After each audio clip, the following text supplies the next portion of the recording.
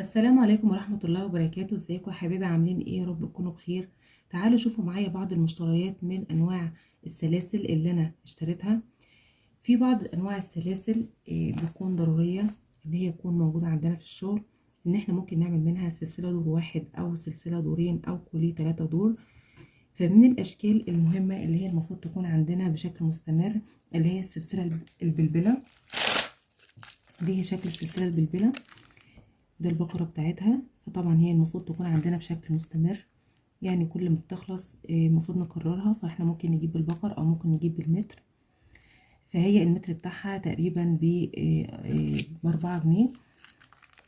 ده في الشغل في القطاعي لو احنا هنجيبها بالمتر ب4 جنيه. لو احنا هنجيبها في البقرة، يعني البقرة بتاعتها تقريبا ب340، يعني بتكون واقفة ب3 جنيه و40 قرش في المتر. المتر الواحد ب3 جنيه و40 قرش. في برضو نوع تاني مهم ان هو يكون عندنا اللي هي السلسلة اللي هو بيقولوا عليها السلسلة البلدي. دي هي السلسلة البلدي.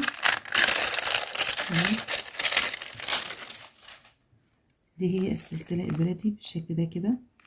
دي برضو سلسلة ممكن نعمل منها سلسلة دور واحد او ممكن ندخلها في سلسلة دورين او كوليه 3 دور. يعني السلسلة دي بتبقى حلوة جدا في الشغل وشكلها قيم وفي نفس الوقت غير مكلفة. هي لو احنا جبناها بالمتر، يعني من اول 10 متر بيكون جملة فبيحسبها لنا. هي بتبقى ب2 جنيه ونص، وبعد لو احنا خدنا 10 متر بتبقى ب2 جنيه وربع. لكن هي لو جبنا بالبقرة بتوفر معانا، بيكون يعني انا جايبه البقرة دي 190، بيكون المتر واقف على جنيه و90 قرش. في برضو نوع تاني من السلاسل اللي هي الشكل ده برضو نوع من انواع السلاسل بيبقى شكله حلو برضو لو احنا استخدمناه في السلسلة الدورين او استخدمناها في الكوليه 3 دور، يعني او ممكن نعملها برضو دور واحد بيبقى شكلها حلو برضو. ودي برضو المتر بتاعها في البقرة ب140 قرش، يعني جايبه البقرة ب140 قرش، يعني البقرة دي ب140 جنيه. لكن لو هي قطاعي بتبقى ب2 جنيه ونص، لو خدنا 10 متر بيبقى ب2 جنيه وربع. في برضو نوع تاني كنت انا وريتهولكوا قبل كده اللي هو نوع السلسله ده. برضو المفروض ان هي تكون عندنا بشكل مستمر برضو، لان هي شبه السلسله الاستانلس. لا هي مش، يعني دي شبه السلسله الاستانلس لكن هي مش استانلس، هي سلسله معدن. لكن هي شكلها حلو بيعجب البنات، لان هو بيبقى عامل زي السلسله اللي هي بتبقى ستانلس. شكلها بيبقى حلو كده لو احنا عملناها سلسله على قد الرقبه كده 45 سنتي ودور واحد كده، وحطينا فيها شكل قلب صغير كده حلو، بيبقى شكلها حلو جدا وقيم. فالسلسله دي لازم تكون عندنا برضو بشكل مستمر. في برضو نوع تاني من انواع السلاسل اللي هي السلسله اللي هي السوداء. برضو دي تقريبا ده نوع من انواع السلاسل الالومنيا، فبيكون عندنا برضو شكل مستمر. او احنا ممكن ندخلها في شغل كتير بتدي شكل حلو برضو. واللون الاسود بيبقى شكله قيم برضو في السلسله. لو احنا عملناها مثلا ادوار دخلنا معاها اللون الفضي او اللون الذهبي بنفس نوع السلسله كده، بيبقى شكله حلو برضو قيم. فكان النوع ده انا كنت جايباها، يعني كانت حوالي ب6 جنيه او 6 جنيه ونص المتر. اللي هو الحجم ده. طبعا الحجم الاكبر بيبقى اغلى. في انواع تانية كتير زي برضو السلسله البلبله الذهبي. برضو احنا ممكن نجيب منها ذهبي. دي انا مش جايباها جايبه بعض الانواع بقى بالمتر، مش جايبه كله بقر. دي الانواع اللي جايباها بالمتر. فالسلسله البلبله الذهبي دي برضو عامله 4 جنيه. لو احنا خدنا 10 متر بيكون بيحسبها لنا ب4 الا ربع. فاحنا ممكن برضو ان احنا ده شكل برضو السلسلة البلبلة، شكلها حلو برضو شكلها شيك. واحنا ممكن نعملها دور واحد او ممكن نعملها دورين، بيبقى شكلها قيم برضو شيك. في برضو عندنا كمان السلسلة اللي هي انا كنت جايبه منها برضو بالمتر، اللي هي السلسلة البلدي كنت جايبه منها بالمتر برضو. ولما لقيت البقرة هتوفر معايا جبت بقرة. فبرضو ده كنت دول برضو 10 متر، كنت جايبه المتر ب2 جنيه وربع. هو بيبقى قطعي ب2 جنيه ونص. في نوع تاني برضو من السلسلة الألمونيا الشكل ده كده، عامل 6 جنيه تقريبا. وبرضو لو خدنا 10 متر يبقى 5 ونص. السلسلة الألمونيا دي احنا ممكن نعملها مثلا 3 دور. احنا ممكن نعملها سلسلة 3 دور او دورين بنفس شكل السلسلة كده، يعني بيبقوا ايه دورين كده بالشكل ده، او ممكن نعملها 3 دور من نفس شكل السلسلة، يبقى كده مثلا. تمام، بيبقى شكلها حلو برضو، قيم وقيم، وممكن نحط فيها دلايات تديها شكل برضو حلو. دي برضو السلسلة اللي هي الألمونيا. في برضو نوع تاني من انواع السلاسل ممكن نستخدمه زي السلسلة دي، برضو سلسلة كبيرة كده. السلاسل الكبيرة دي احنا ممكن نستخدمها في عمل السلاسل اللي هي في شكل السلسلة، شكلها حلو برضو كده وقيم. ممكن احنا نستخدمها في السلسلة ال3 دور. ده شكل السلسلة، شكلها برضو حلو وقيم. فاحنا ممكن نعملها من السلسلة اللي هي الدورين او ال3 دور. في برضو نوع تاني من انواع السلاسل، برضو انا جبت برضو دي المتر، لان هي طبعا البكرة بتاعتها تبقى مكلفة جدا. المتر بتاعها ب6 جنيه، وفي الجملة بيبقى 5.5 او 6 الا ربع، يعني ممكن يحسبها لنا 5.5 او 6 الا ربع لو احنا خدنا 10 متر. وده شكل السلسلة اللي هي التقيلة. ده برضو شكلها حلو جدا، بتبقى السلسلة دي حلوة جدا وقيمة لو احنا عملناها في 3 دور.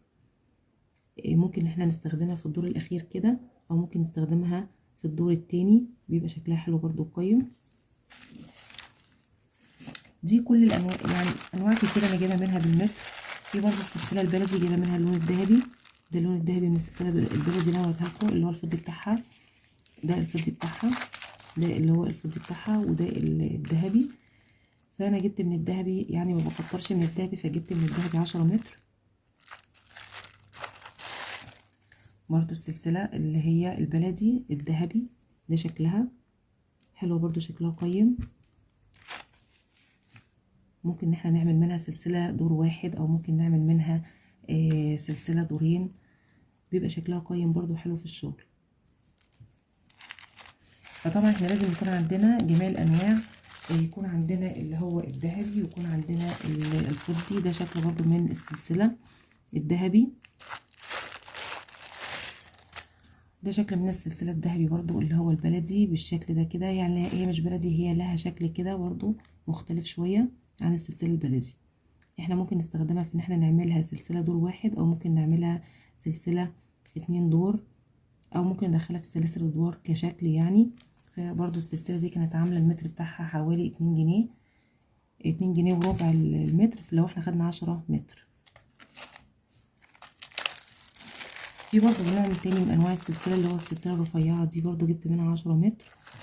برضو السلسلة دي حلوة جدا وبتبقى مطلوبة. احنا ممكن نستخدم فيها قلوب صغيرة كده لايقة على شكلها. دي السلسلة اهي، جبت منها 10 متر برضو بالشكل ده كده. ده شكل السلسلة حلو برضو، شكلها قيم. وطبعا هي بتبقى مطلوبة في الشغل، اللي هي السلسلة الرفيعة دي لازم تكون موجودة، في ناس بتحبها ودايما بتطلبها بالشكل ده.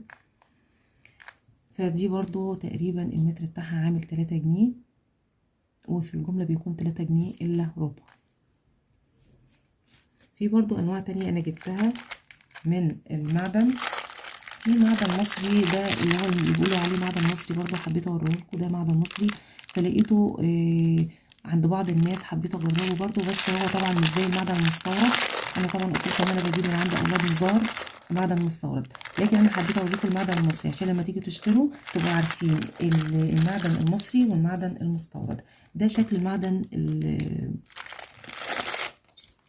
ده شكل المعدن اللي هو المصري بالشكل ده كده.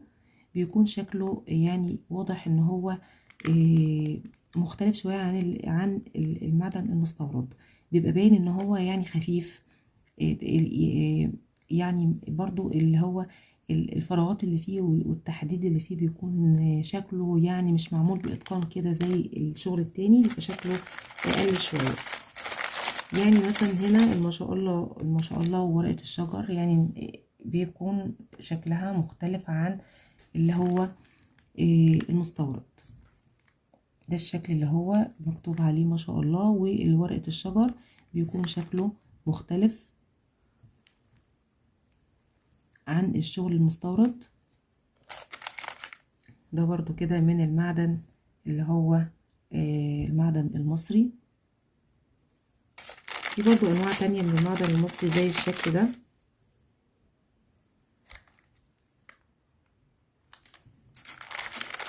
في برضو معدن مستورد زي الشكل ده كده.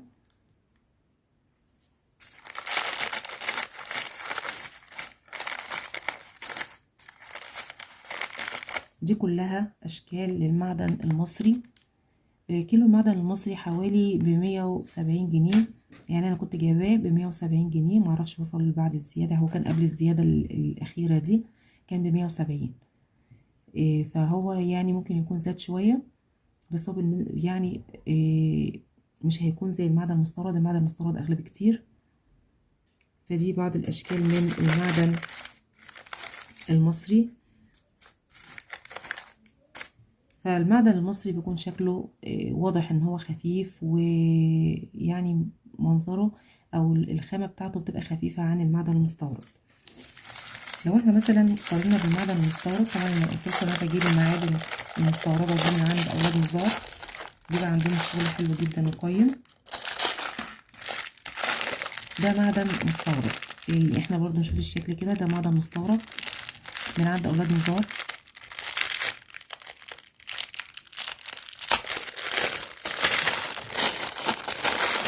ده شكل المعدن اللي انا جايباه من عند اولاد نزار، شكله حلو جدا برضو شيك. الدلاية دي حلوة جدا برضو، بنحطها في الدور الواحد بيبقى شكلها قيم.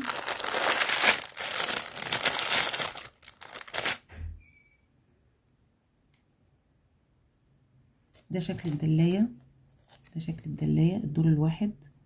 ده شكل الدلاية اللي هو المعدن المستورد من عند اولاد نزار، شكله حلو جدا برضو شيك.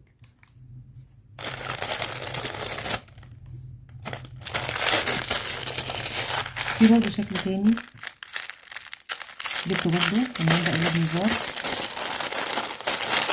الشكل ده. الشكل ده برضو جبته من عند اولاد نزار.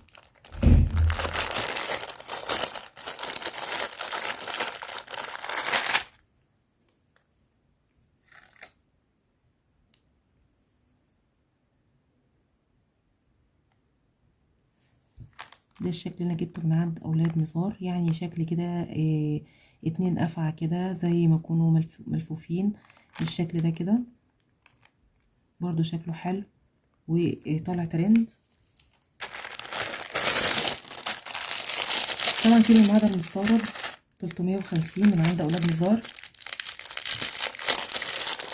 جبت برضو الشكل ده اللي هو ما شاء الله دي، ما شاء الله، من عند جبتها برضو من عند اولاد نزار.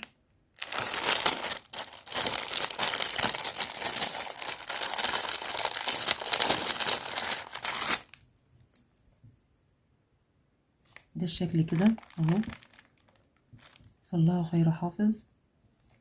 برضو شكلها حلو جدا وشيك برضو لو احنا عملناها في كدلاية في السلسلة كده برضو دور واحد، حلوة برضو. تمام.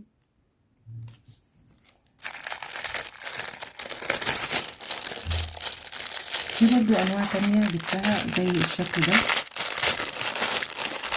دي اشكال كبيرة شوية، دلايات كبيرة شوية. الشكل ده حلو برضو، يعني مثلث كده وفي العين.